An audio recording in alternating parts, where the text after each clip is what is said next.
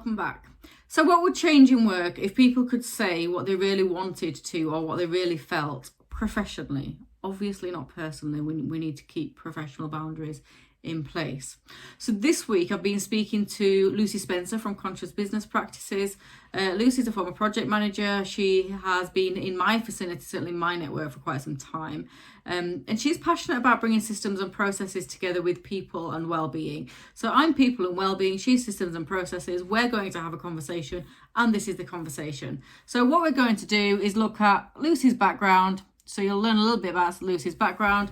We're going to talk a little bit about supervisions, whistleblowing, how traditional policies and procedures are actually serving the workplace and employees and employers, if they are indeed, and how relationships, responsibilities and culture all integrate to make to facilitate a workplace working very, very well, which is what we all want.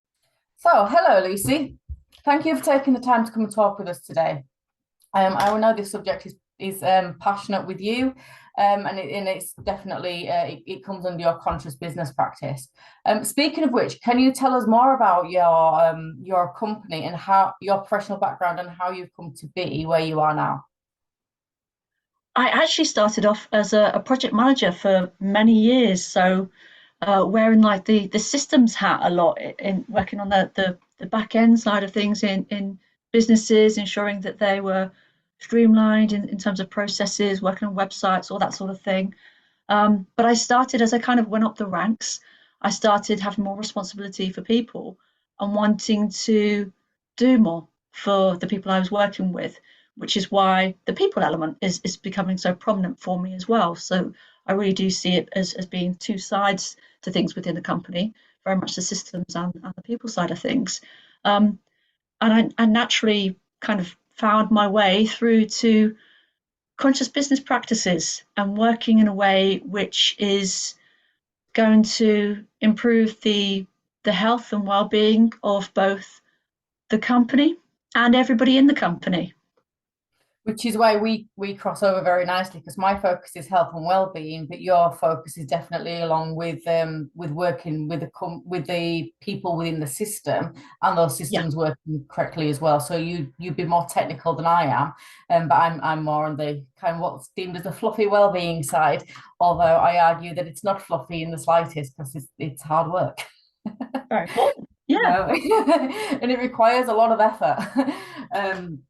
Not to be underestimated.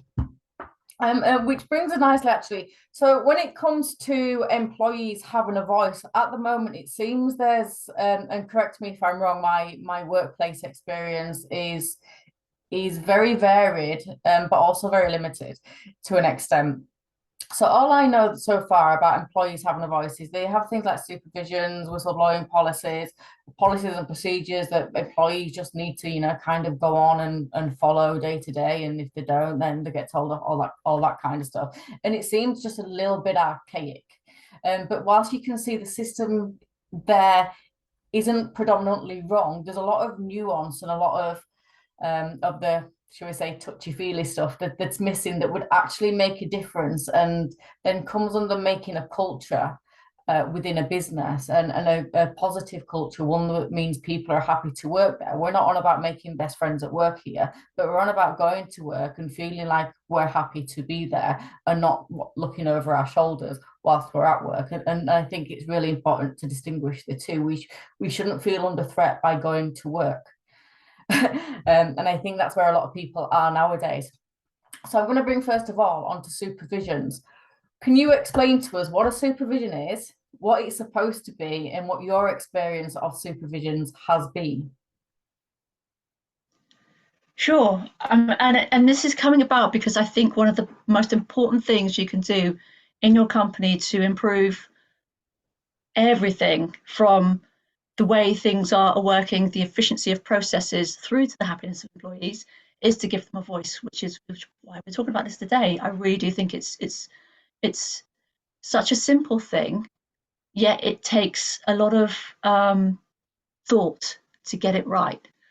So in terms of supervisions, my experience is working in big old companies where you had maybe one main conversation with your line manager a year, which was at appraisal time, outside of the little day-to-day conversations you were having. So you had that one opportunity to talk about how you were getting on and how you were feeling about the work you were doing, all of those sorts of things. If you had any issues, I would always write them down for weeks, maybe months in advance of this meeting, so that I had a list of things that I could raise with my line manager. And that sort of thing, it doesn't work. How can once a year actually bothering to stop and listen to an employee help move things forward and help ensure that your employee is supported the way they need to be to do their job to the best of their ability? So my advice is for line managers to really look at their calendar and see where they can carve out more time to speak to their employees, and advise them doing it at least every couple of weeks. And it doesn't have to be a long period of time. It could be as little as 10-15 minutes. So little short snippets of time where the employee gets a voice and that they get to raise their concerns or raise things that they want to be working on, but within a safe space where they know they're actually being listened to and things will be acted upon.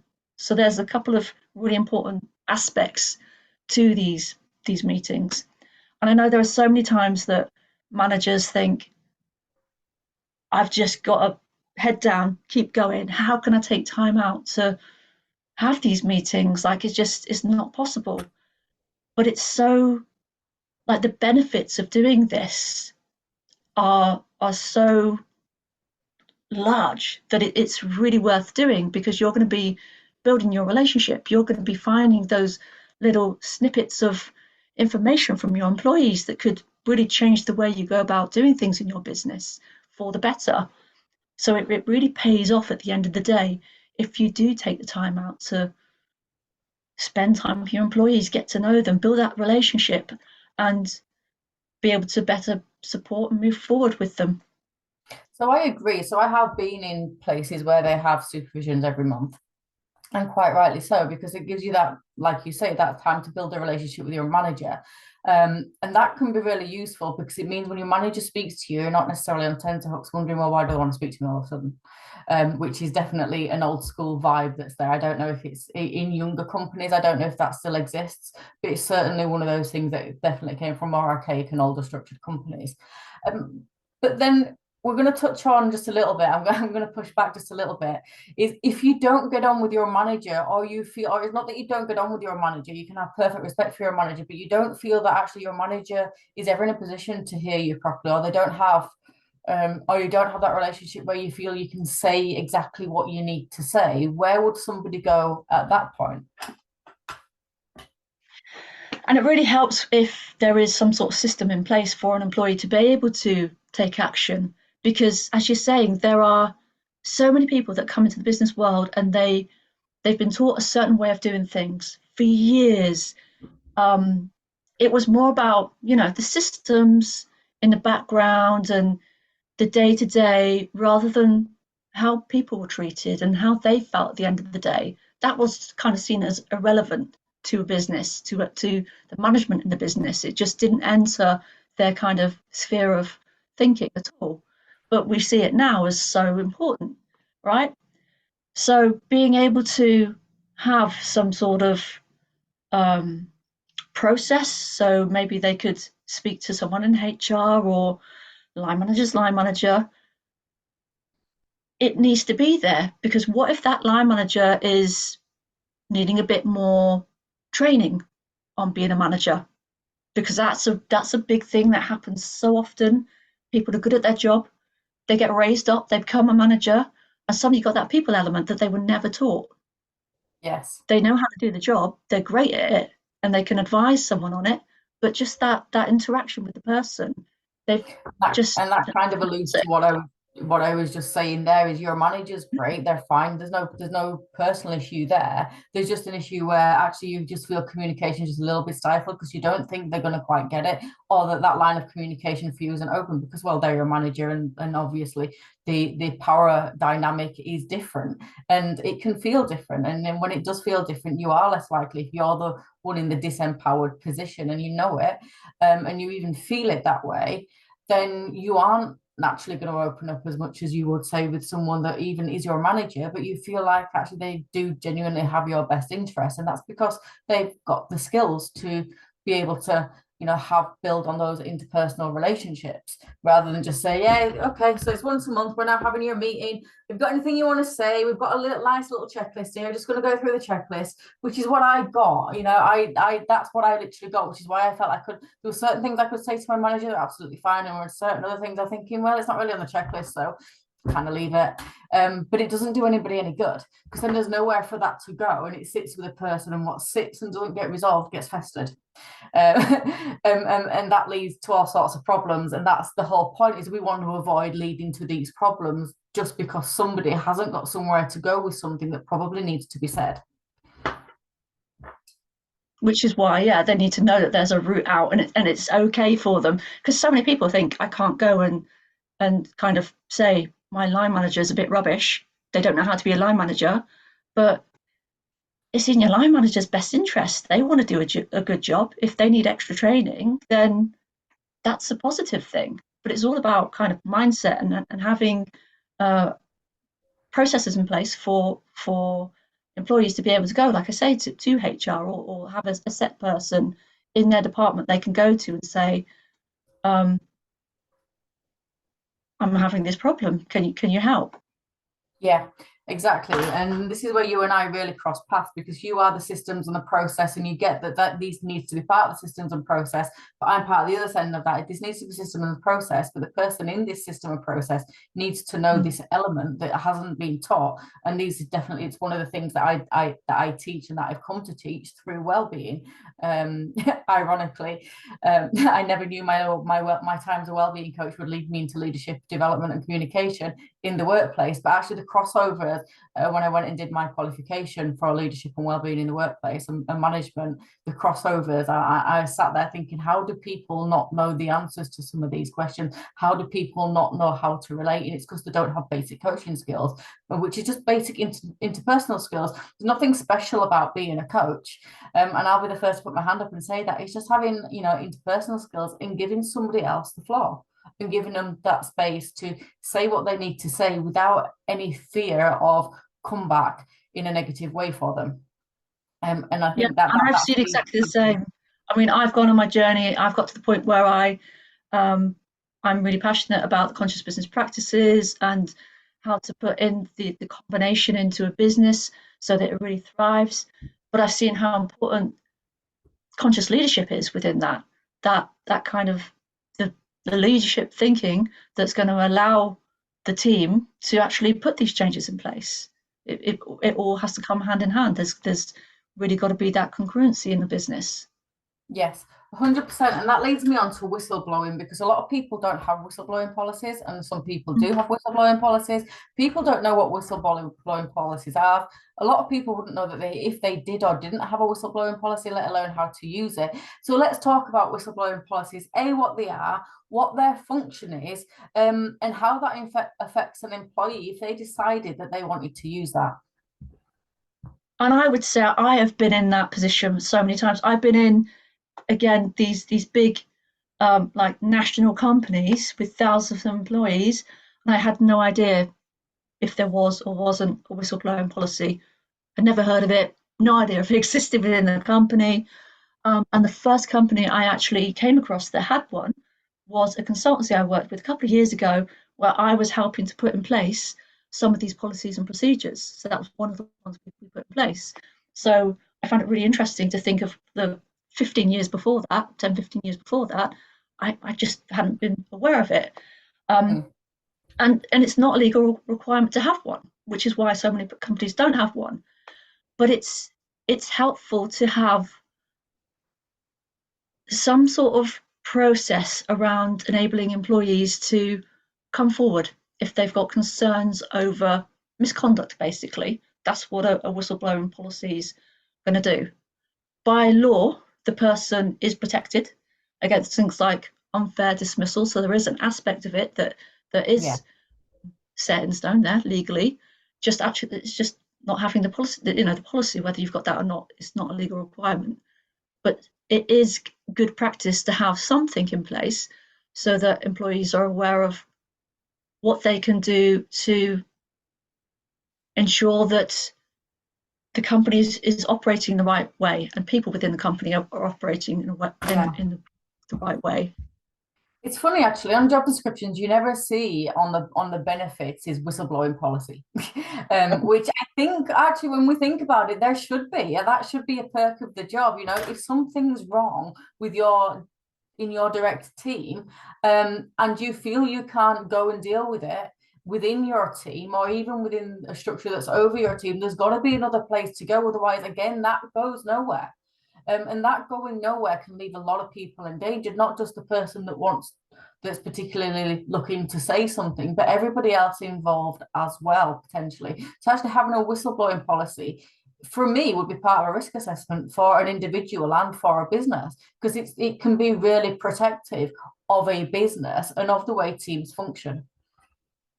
And I think that's why it's starting to become more common, because businesses that are a little bit more aware, a little bit more conscious, they want to have things in place that are going to help their employees be protected.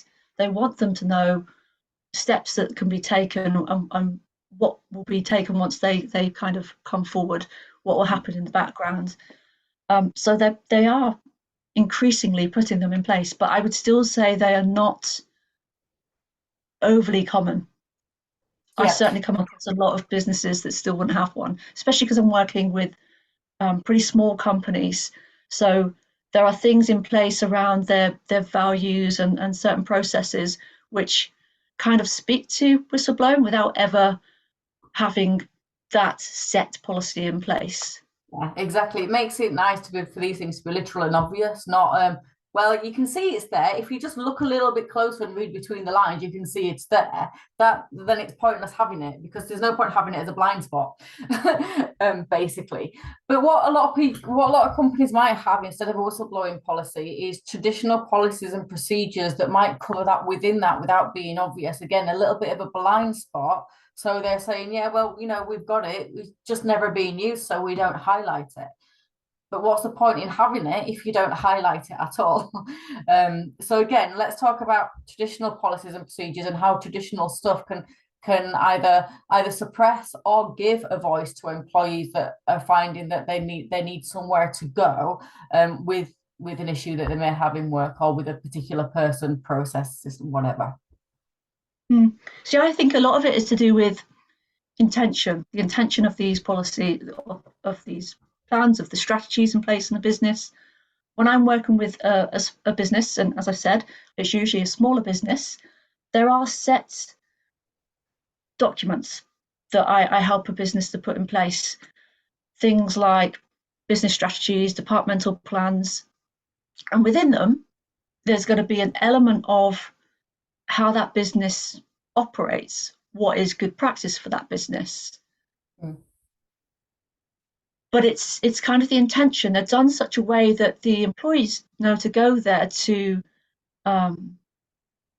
get guidance then on how things should be run. But at the same time, if that company is more of a forward-thinking company, more of a modern company, they're not, these documents aren't as stuffy as they once would have been.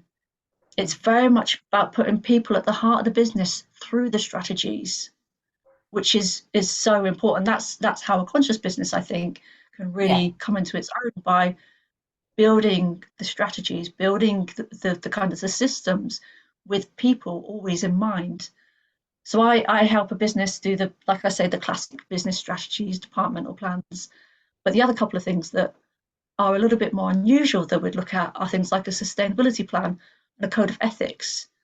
And these are the ones that are really going to drill down on how that company approaches people, how it supports the people within the business, how it supports the environment, even if you're looking at the sustainability plan, but really showcasing who that business is in a way, how it stands out from other businesses, how it is so modern.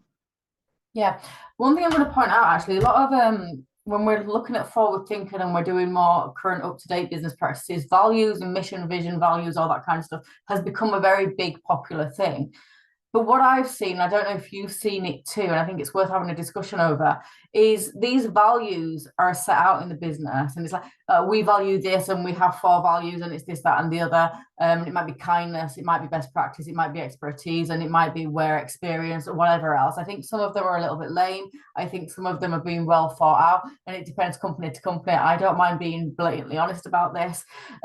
But for me, values are basically a way of putting in boundary, a way that you expect a relationship to go, or the way that you will behave in a relationship. It's basically telling someone, this is how I'm going to behave with you, and you are happy. I'm happy for you to behave back to me in this way. And I don't know if people look at values like that a lot. But when you do this and you say, this is what we're going to do for our customers, we're going to treat them with kindness, we're going to be open and empowering. Are you relaying that back to your employees as well? Are you then saying, well, we're going to be kind to our employees and empowering to our employees as well? Because what I have seen is that a lot of these, and they're quite good values, I quite like them, which is why I've picked them out, is where they do have these values for their clients, for their customers, for anyone that comes into contact with the business, but they're not really used within the business, within interactions and in professional relationships within the business, which I found really, really odd. And it happens all over the place, so many businesses. And the biggest issue I would say with this, and it comes back to what we're talking about really, is the fact that you're getting, or management are going out there and dictating what the company's values are going to be, rather than going to employees and saying, all right, let's come together. Who are we as a company? What are our values? How do we want to behave? How are we going out there to others? So it's about, even in that situation, giving your employees a voice, allowing them to be involved, and the difference it will make in terms of, for me, is making it very clear that this goes to the interactions you have with each other within the business as well, and not just to people outside of the business. Because I see that a lot of people will come together and say all these things, and even then, when people are involved, they're still not seeing that it matters with the person that they're working with in the department below. That it matters to the person that, their manager or their subordinate, whichever way you want to word that. But these things still aren't being practiced other than through process. The nuance is being missed in my experience. I still come across companies that are proudly putting on the website things like, our customers come first. And I'm like, no, your employees come first. It's your employees that you really want to put all your effort into, because then it's your employees that are going to then go and give your customers a great service. You don't put all your effort on your customer, you put it internally first, and then it will kind of sweep out. Yeah, it's that investment, isn't it? This is my business. This is how I want it to be. This is how I want it to function. And as a result of that, that's the effort I'm going to put into the business. The result is the relationship with the clients. Not the aim isn't the relationship with the clients. The result is the relationship with the clients. Because you're treating people within the business well, and then that just extends out. If you're not treating people within the business well, yes, some people may treat some of your clients well, and some people may not. It's going to be a little bit hit and miss, and you're going to have more problems. You're going to be doing more risk assessments depending on what your business is, etc. You're going to be spending a lot more money trying to mitigate things that you're not seeing happening because you've got that blind spot. Absolutely.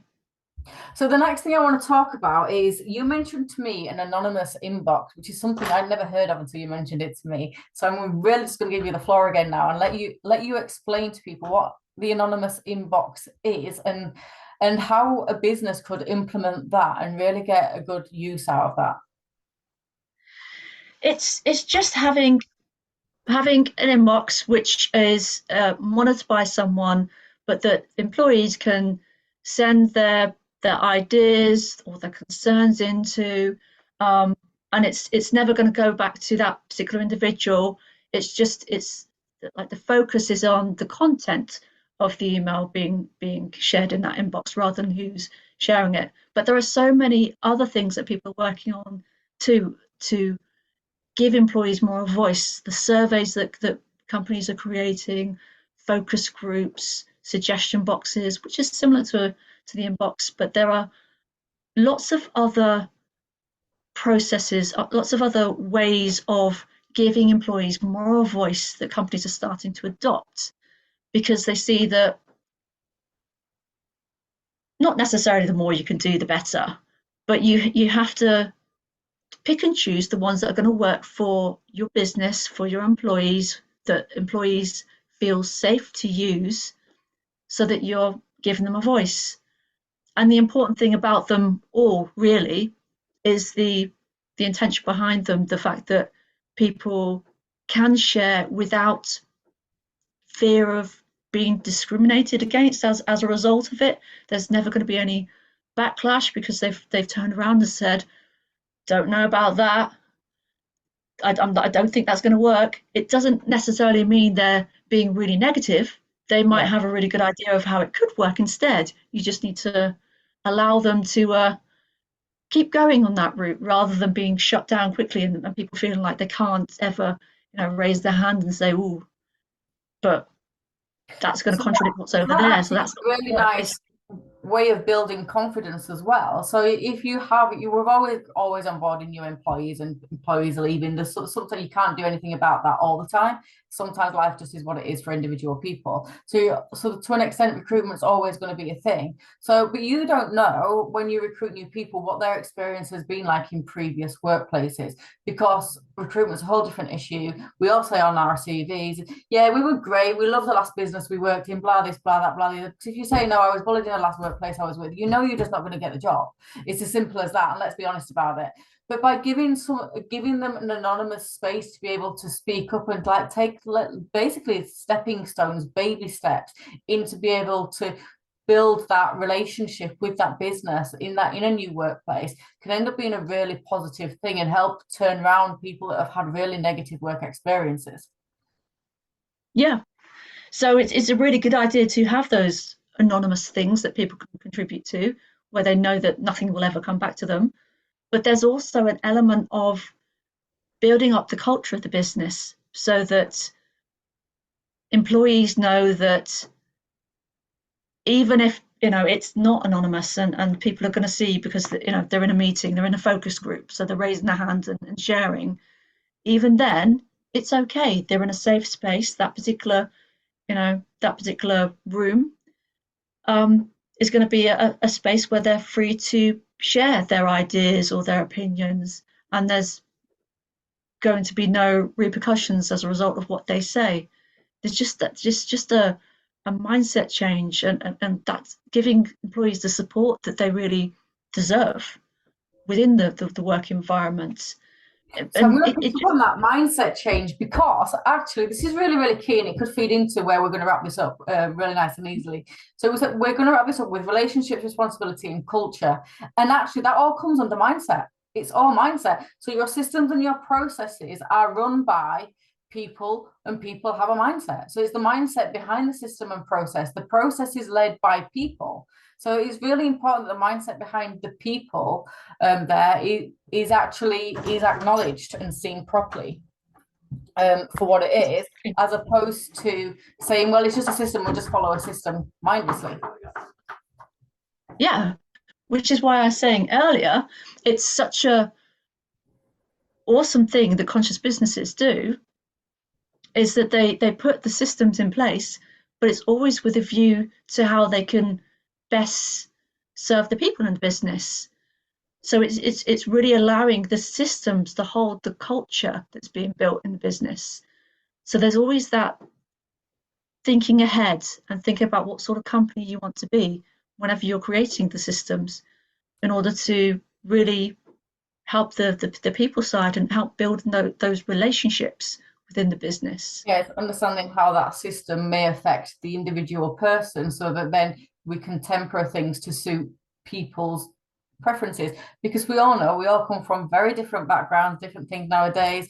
Life is so transient that you can't begin to guess, and you can't say like you could 50 years ago, well, you know, they came from such and such a village, we know exactly what they're going to be like.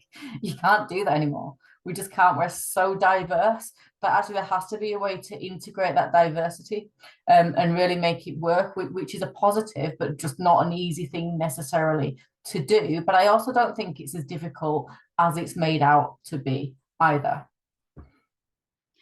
It's certainly a lot easier to start thinking about in a smaller company.